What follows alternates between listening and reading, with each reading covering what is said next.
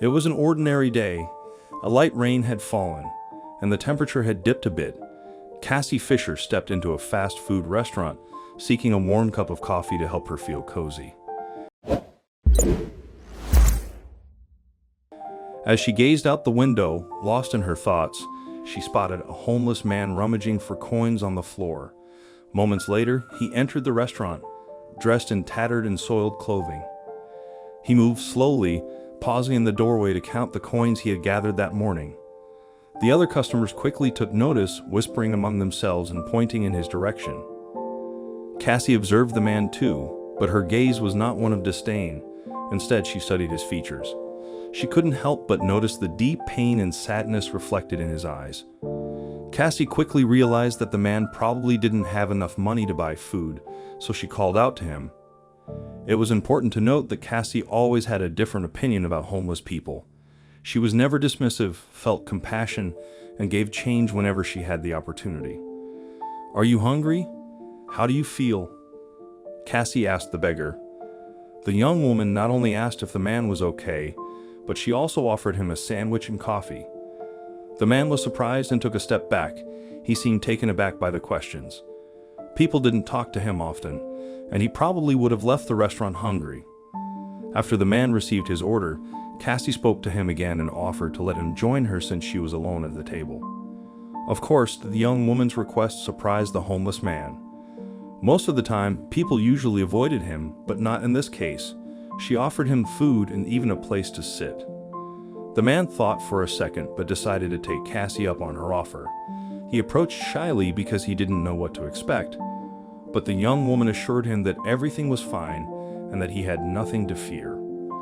She just wanted to give him something to eat and talk to him a little, so they began a conversation.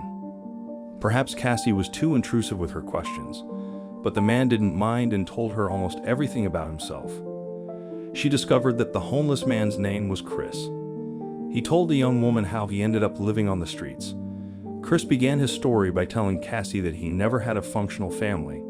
His father liked to drink and rarely paid attention to him, except when he beat him or his mother, which happened quite often. Chris ran away from home because he couldn't take any more physical and emotional abuse. However, life on the street turned out not to be the best. The other homeless people were not kind to him. They took his food and bullied him. Chris didn't want to be homeless. He wanted to escape the situation he was in, but doors were closed to him everywhere. He tried to get a job for several years, but was turned down every time an employer discovered he was homeless. Desperation and disappointment led him to drugs. Not one person was willing to help him, but he definitely would have accepted any help if it had been offered. Everyone avoided and ignored him. He would have loved to have a job, but no one was willing to give him a chance.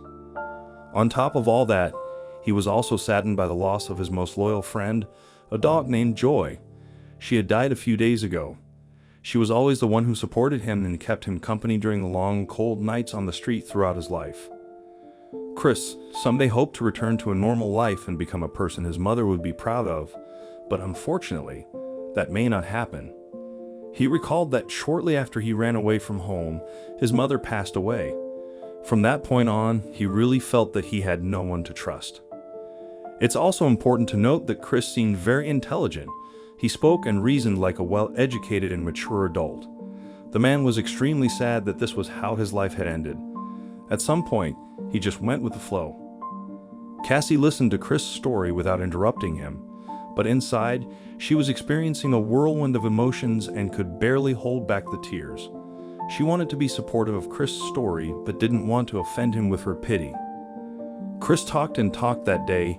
He poured out his whole soul. Cassie and Chris talked for an hour.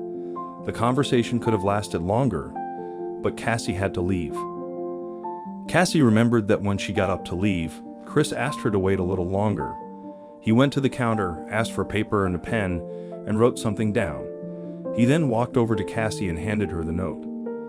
After delivering the note, Chris thanked the young woman for the meal and apologized for taking up so much of her time. The meeting between the two ended. After Chris left the restaurant, Cassie picked up the note to see what was written on it. When she unfolded the piece of paper, she couldn't believe what was inside the note. "I was going to kill myself today. But thanks to you, I won't anymore. I thank you. You are a very beautiful person." Cassie could not control her emotions, and tears fell from her eyes. What is the value of human life? It's not the cost of a sandwich or an hour of your free time. Cassie was able to do so much for this stranger in such a short time.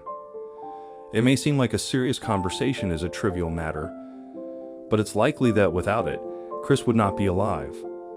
A little simple human interaction, with greater empathy, helped the homeless person understand that there are good people in the world. It gave him strength and encouraged him to fight through the obstacles life presented to him. Perhaps he might even be able to start a new life.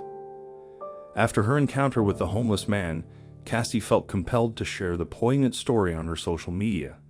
She hoped to inspire other young people to embrace kindness. In her post, she mentioned that she hadn't seen Chris since that day, wishing he had embarked on a new chapter in his life. This seemingly simple tale carries a powerful message. The world is filled with a diverse array of individuals, some affluent, some struggling, and others who find shelter on park benches. It's a reminder that we should never judge a book by its cover. Each person has a unique story that shapes their existence. Not everyone is destined for a life of comfort. For some, life consists of working, spending evenings in front of the television, and enjoying a decent meal, simple routines. For others, those same experiences may feel like distant dreams.